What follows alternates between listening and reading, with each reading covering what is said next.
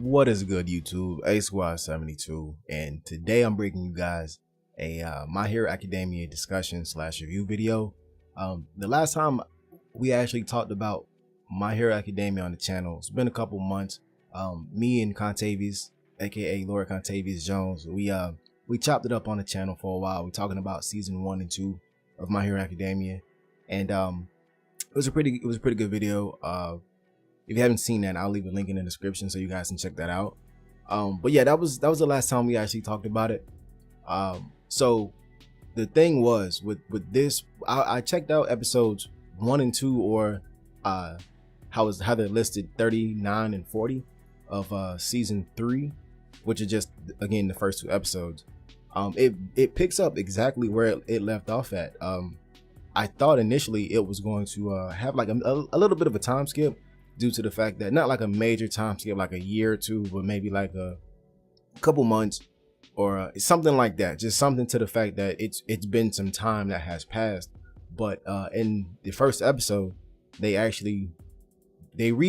they let you know this. It hasn't been that much time that's passed since when the Decay guy, I keep forgetting his name, but before when he pulled up on Deku in the mall, he pulls up on him and he's interrogating him and he's letting him know, hey, why is it that you're doing this, and what is it, what's in this for you, and different things like that.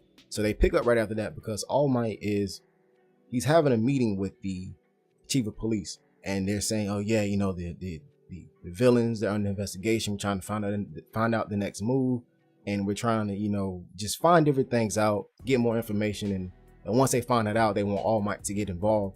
Which I'm sure he will when the time comes. He'll get involved like he did last time. So that was pretty cool to see that. It wasn't what I expected, seeing that I was expecting some time to pass, but it's virtually no time has passed. So with that being said, Minato Grape Juice, aka my boy Grape Juice, him and Kaminara, they show up to Deku. They're like, hey, listen, we're doing endurance training at the school, but at the pool, you should come through. So I know, and I think everybody else knows, that when Grape Juice is involved in something, it is no good. It is absolutely no good. In which I knew something was up because Grape Juice was talking about endurance training. So I use endurance training with air quotes because Grape Juice ain't doing no training. So yeah, they figured that if Deku shows up, they're gonna get permission to use the pool, have time at the pool, so they can. And the real plan is they just want to check out the girls in their bathing suits, which, I mean, hey, it's Grape Juice. I figured this much. So that happens, but Deku throws a monkey wrench into the entire plan because, again, he's in the dark. He doesn't know that this is their objective. So he lets everybody else in the class know, hey, listen, we're gonna go do endurance training. If y'all want in on this, come on through, get the training going on, and everybody, we're gonna up the endurance. Cool, fine. So that throws an entire monkey wrench to the situation because they really just wanted to come through and just chill with the girls. But whatever. So Leader shows up, and now it's a full-on training session. They're training, they're doing exercises, and they take a break. And you see Deku still training. He's like, hey, listen, man, I need you to take a break. Hands him some orange juice. Say, hey, let's take a breather real quick. And they chop it up for a little bit because Leader was letting them know, hey, listen, initially, man, I didn't think we'd be this cool. I didn't think I'd be talking to you. I didn't think much of you to begin with in the first place. So that was a real nice little heart-to-heart moment between classmates and rivals because, again, like, this show has a very, very strong sense of rivalry between Leader, Deku, Shoto, and Bakugo, and those are like the top 4 students in class A, which, I mean, it's pretty cool because you see what a lot of like regular anime, you have like a main character and you might have like a supporting character, but it's mostly centered around them two. This show does a really good job of giving other characters development and giving them like time to shine, and it's not just all about the main character, which, I mean, it is mostly about Deku or Midoriya, whatever you want to call him. It is mostly about him. This is his story that's being told, but at the same time, he has other people around him that are like either equally or just as good as him, and they all have something to prove, seeing that they're all students. And so like the strong sense of rivalry, because it's not just those four that I just mentioned. I mean, you have Ochaku, and I know I probably butchered her name, but you have like she's a quote unquote rival to Deku. Like you have different people who either look up or see another person in their class as a rival, and it's very different from a lot of things I've seen. Like, I mean, if you look in other anime, I mean, you have like Naruto and Sasuke are rivals. I mean, the story mainly focused on them two. You have like Goku and Vegeta, they're rivals. You know, it got to a point where it was just solely focused on them two. I know it's probably various other anime with the same thing, but it's good to see, and they do it very well. So again, they're at the pool, and they were discussing that, and everybody's looking at each other, and they're like, well, hey, listen, let's see, because because Bakugo shows up, and he just dampens the mood because he just wants to be the best so bad that he's kind of not like he's one of those people who, when he shows up, you know something's gonna go down. He's one of those people when they show up, you know somebody's gonna end up getting into a fight. Like that's just who he is, which is nothing. There's nothing wrong with that, but I mean, it's always a time and a place for everything. So they decide to have a swimming competition. Who can swim 50 meters the fastest, and so they can use their quirks. So it ends up being this competition of them just using their quirks, and nobody's actually swimming except Deku. And one thing that I did like as well, because like I said, it hasn't been that much time that's passed. You can virtually say that no time has passed since his training with I want to call him Gran Torino, the old guy. He trained with him to get a better hold of his powers, and that was one thing that I liked, because even though it was a swimming competition and everybody used their quirks, it really looked like Deku had more control over his powers. Which I noticed that initially, as soon as he jumped in the water and he started swimming and using his all for one and different things like that. So I'm like, okay, he's getting better. He's getting a lot better, because he hasn't stopped training since, he started training. So that was pretty cool to see as well. So the top four, or it's actually no top three, because Deku actually beat Lita in a race. So it was gonna be Shoto, Deku, and Bakugo in the last race, like this is winner takes all here. And Eraserhead shows up like right at 5, because he had told them when they got the permission to use the pool, it's only till 5 o'clock. Once 5 hits, man, it's over, game over, bro. So Eraserhead shows up and he cuts everybody's powers out, and it was the funniest thing, because they were just ready to go, man. I mean, you see Deku firing up all for one. You see Shoto. He's over here getting his ice ready. He's like, yeah, I'm gonna glide right across. And Bakugo is just like, listen, man, I'm gonna just fly across the pool. I'm ready. And Eraserhead shows up, kills all that noise, and tells him go home. Easy mode. So they were like, come on, boss. They were like, come on, Teach, man. We out here just having a little fun. He was like, did y'all say something? And they were like, you know what? We don't even want these problems right now, man. We just finna go home and chill out for a little bit. So that was a pretty interesting episode. It was I can't even say foreshadowing to the point that, as far as control goes, but it let me know that people in the show, like the characters, they're working not only to become heroes on like the fundamental and the technical side, but they also have to get their quirks under control and get better control of them. Because we got to remember, like they're still kids, they're still like teenagers, and that was interesting that they were able to demonstrate a certain aspect of what was going to come in this episode with only like a pool swimming contest. Like I thought that was really cool. Which bleeds into the next episode 40 or episode 2, depending on how you're looking at this. They go on this, I can't even call it a trip, because it's a summer camp for them to like a training camp. So they Eraserhead is taking them on this trip. They're taking them to go camping and work on hero stuff.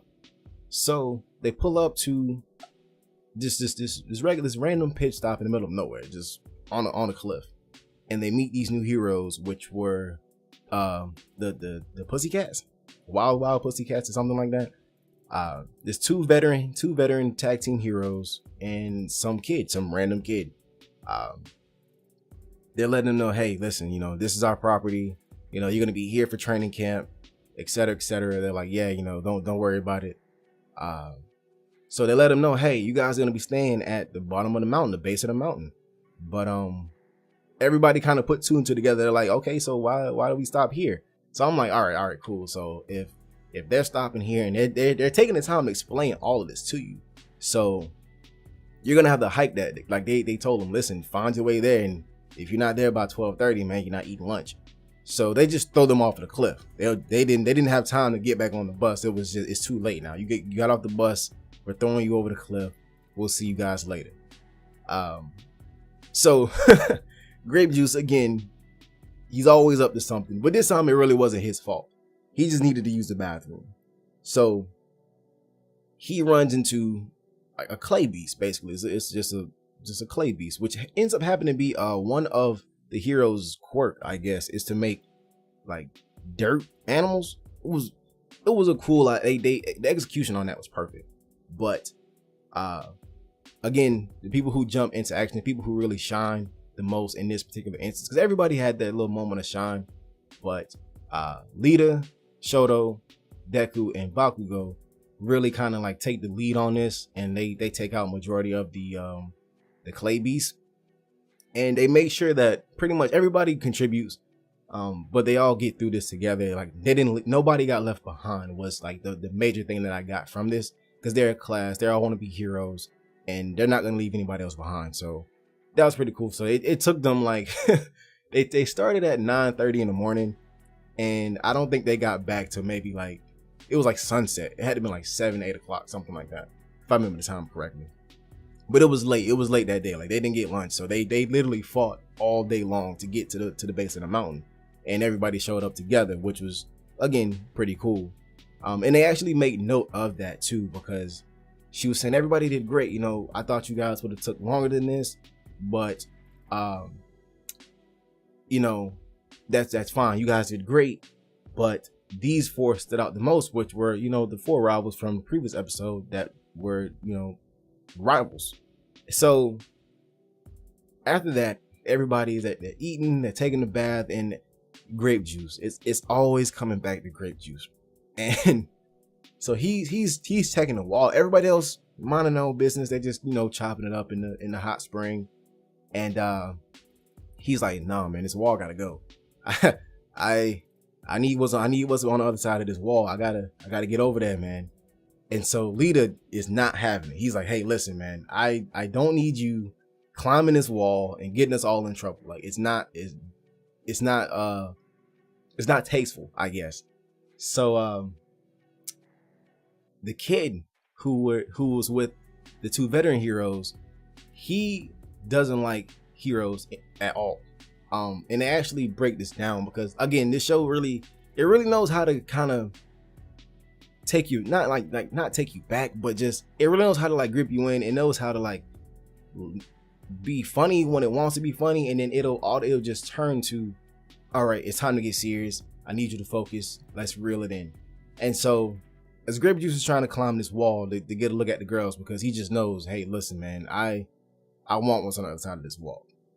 So the kid shows up, knocks him down, and the kid ends up falling because he peeks over the wall and he sees the girls chilling out, in the hot spring. So they bring you to a spot where the kid's passed out on the couch because Deku saves him, and they really like hit this home. They're like, yeah, this kid, he doesn't like heroes.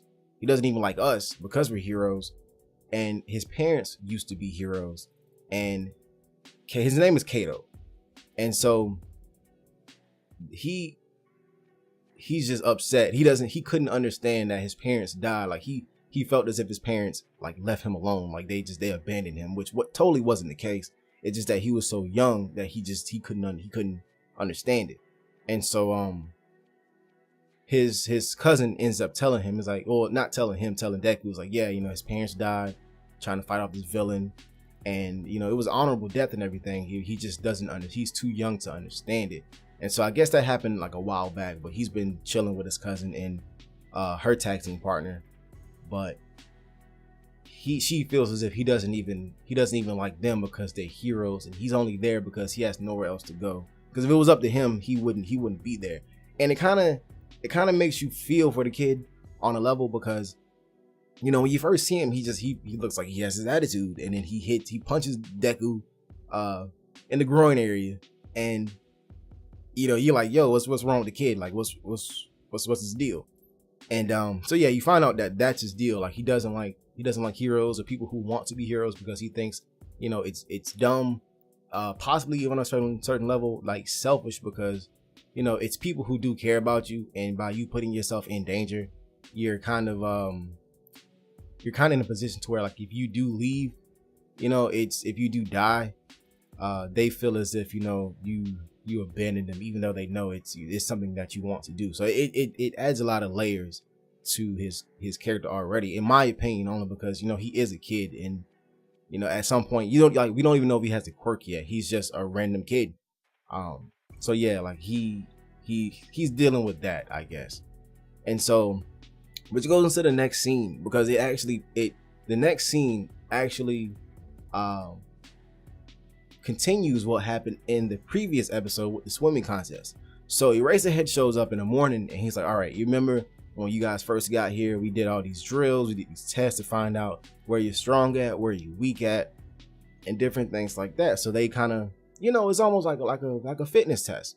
So Eraserhead shows up, and he's like, all right, Bakugo, since he's number one in the class, due to the sports festival they had, he's number one. All right, your last score, when he had him throw this ball, however far he did, I think it was like 705 meters. So Bakugo's like, yeah, man, I'm gonna crush it this time. And so he throws the ball as hard as he can, but his new score, or his new record, was 709 meters. So he only his quirk only progressed a slight amount. Nor when he first got there, just from him not having any real formal training, he was 705 meters. 3 months later, after his training in the academy, after his experience fighting villains and different things like that and different tasks, his distance only increased by like maybe 4 meters. It might be like 4 meters and some change over and under. It's somewhere close like that.